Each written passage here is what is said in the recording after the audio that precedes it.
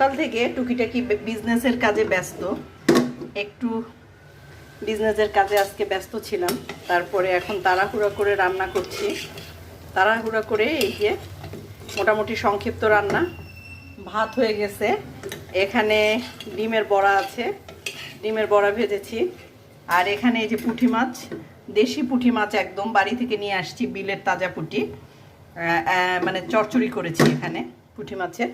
আর এখানে এই যে মাছের ডিমের বড়া, যে মাছের ডিমের বড়া দিয়ে খুব সুন্দর কাকলেট হয়। এটা পাঙ্গাস মাছের বড় একটা পাঙ্গাস ছিল, সেটার বড়া। এগুলো দেখেন কতটা মানে মুচমুচে হয়েছে। এই বড়াতে শুধুমাত্র আমি ইউজ করেছি আদা রসুন বাটা, পেঁয়াজ কুচি, মরিচ কুচি আর বেসন আর ডিম, হলুদ, লবণ।